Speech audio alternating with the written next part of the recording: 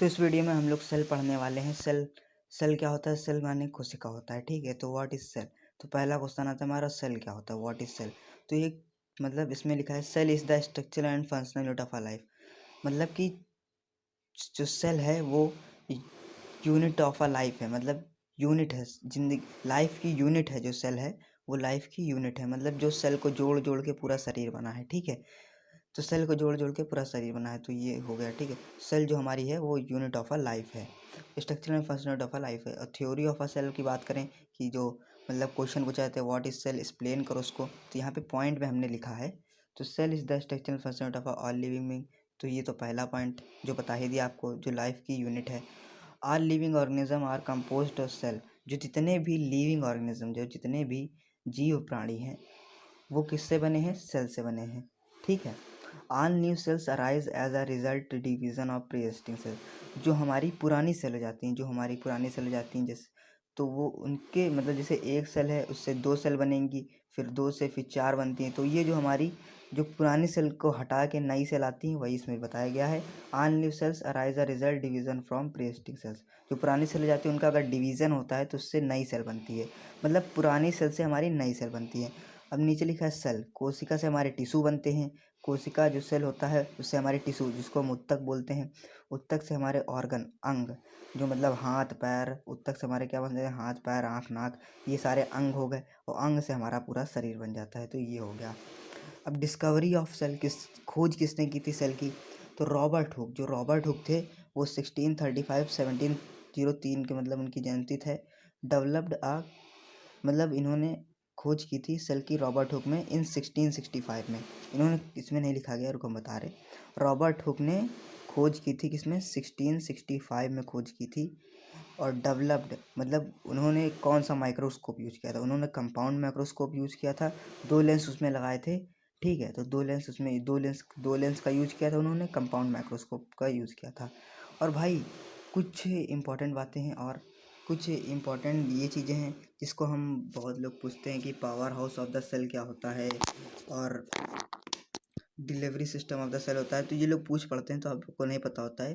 तो ये देखिए हमने यहाँ पे बता दिया गया है, power house of the cell जो होता है माइटोकॉन्ड्रिया और हमारा होता है। और delivery system of the cell जो होता है गोल्जी अपरेटस होता है हमारा। Kitchen of a plant cell होता है प्लास्टिड्स होता है। साइट्स ऑफ प्रोटीन सिंथेसिस क्या होता है? हमारा राइबोसोम होता है। स्केलेटल फ्रेमवर्क ऑफ सेल जो होता है एंडोप्लाज्मिक रेटिकुलम होता है। तो ये सब आपको याद करना पड़ेगा। तो भाई बिल्कुल भी रट्टा मारने की जरूरत नहीं है, खाली बस यही तीन जो यहाँ पे 5 दिए गए हैं इसी को याद करना पड़ेगा, और यहाँ पे थोड़ा बहुत आपको याद करना पड़ेगा बस। और फिर चलते हैं दूसरे। अब देखो सेल के दो पार्ट होते हैं, तो दो मतलब प्रोकैरियोटिक सेल होता है, एक यूकैरियोटिक सेल होता है। अब प्रोकैरियोटिक सेल क्या होता है? देखो इसमें लिखा गया है, हमने पॉइंट वाइज आपको इसलिए बताया क्योंकि रट्टा करने की ज़रूरत ना पड़े आपको, इसलिए हमने पॉइंट वाइज इसमें लिखा है कि आपको रट्टा करने की ज़रूरत ना पड़े। इसमें होता है prokaryotic cells do not have well organised nucleus and lack several cells organs. तो पहला पॉइंट देखो क्या लिखा है हमारा, prokaryotic cells do not have well organised nucleus and lack several organs. देखो प्रोकैरियोटिक सेल्स वो होते हैं जो मतलब कि जो जिसमें न्यूक्लियस नहीं होता है, और ऑर्गेनल्स जो ऑर्गन होते हैं हमारे वो नहीं पाए जाते हैं प्रोकैरियोटिक सेल्स में। ठीक है, जैसे बैक्टीरिया हो गया हमारा, ब्लू ग्रीन एल्गी हो गई। और इसमें single molecule of circular DNA होता है, सिंगल मॉलिक्यूल डीएनए होता है हमारा।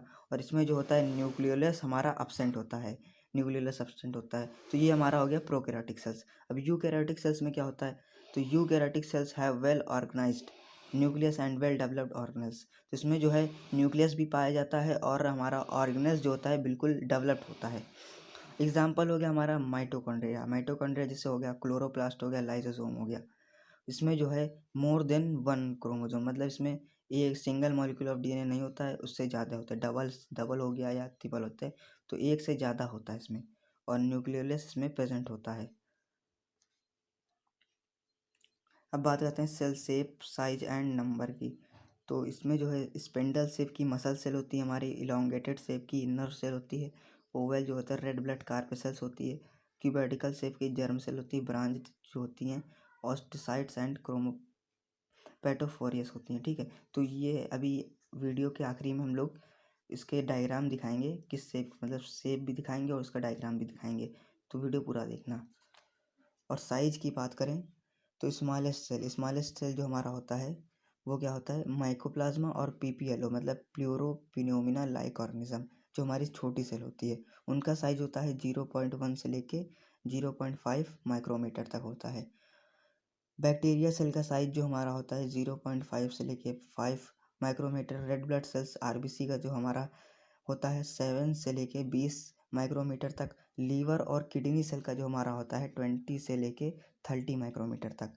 जो लॉन्गेस्ट सेल हमारी जो मतलब लंबी सेल जो होगी हमारी वो क्या होगी, नर्व सेल, जिसका साइज होता है 90 सेंटीमीटर टू 100 सेंटीमीटर, जिसको हम न्यूरॉन बोलते हैं। और लार्जेस्ट सेल जो हमारी होगी, तो लार्जेस्ट सेल जो बर्ड्स के एग होते हैं, जैसे ऑस्ट्रिच का जो एग होगा वो 170 इंटू 135 होता है। और ह्यूमन फीमेल ओम्यून जो होता है 0.1 डायमीटर होता है। और सेल नंबर की बात करें हम अगर, तो यहाँ पे सिंगल सेल होता है और मल्टी सेल होता है। सिंगल सेल मतलब जो वन सेल, जिसको हम यूनिसेलुलर बोलते हैं, जिसमें लिखा है many organism are made up of one cell. जो जितने भी ऑर्गेनिज्म होते हैं वो वन सेल से बने होते हैं, उनको हम यूनिसेलुलर बोलते हैं, जैसे बैक्टीरिया, अमोइबा, पैरामीशियम। और मल्टी सेल जो होते हैं मोस्ट माइक्रो ऑर्गेनिज्म, मतलब कि इसमें एक सेल नहीं होता, एक से अधिक सेल होते हैं, जिसको हम मल्टी सेलर बोलते हैं। जैसे बॉर्न बेबी, इसमें 2 ट्रिलियन सेल पाए जाते हैं, एडल्ट मैन में 100। कि आखिरी वीडियो के आखिरी में हम आपको डायग्राम दिखाएंगे, ठीक है। तो ये हमने सेल शेप के बारे में बात करेंगे। तो यहाँ पे जो पहले नंबर पे जो इमेज आती है वो हमारी स्पिंडल शेप की आती है, ये हमारी मसल सेल होती हैं, ठीक है। और जो दूसरे नंबर पे ये इलोंगेटेड शेप्ड जो नर्व सेल है, ये हमारी नर्व सेल है। तो आप देख सकते हैं ये हमारा न्यूरॉन का पूरा डायग्राम है। तो ये इलोंगेटेड शेप की होती हैं, ये हमारी नर्व सेल है। और तीसरी जो है रेड ब्लड सेल्स, ये ओवल शेप की होती हैं, ये जो हमारी रेड ब्लड सेल्स होती हैं, जिसको हम आरबीसी बोलते हैं। और फिर जो हमारा इधर है वो है क्यूबॉइडियल शेप जो होती है जर्म सेल, ये हमारी जर्म सेल है, ठीक है। जो जर्म सेल जो हमारी होती हैं ये क्यूबॉइडल शेप की होती हैं। और ये हमारी ब्रांच्ड शेप जो है ऑस्टियोसाइट से हमारा जो ब्रांच्ड शेप का होता है, जो हमारा ऑस्टियोसाइट से ये ब्रांच्ड शेप का होता है ये।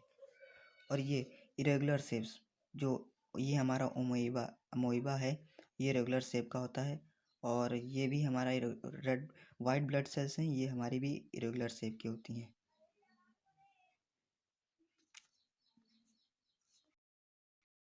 वीडियो तो लाइक कर देना और चैनल पे नया हो तो सब्सक्राइब कर देना। हाँ, और लाइक एम रखते हैं हम लोग 100 लाइक का, तो भाई लोग बहुत ज़्यादा है मेरे लिए, तो करवा देना।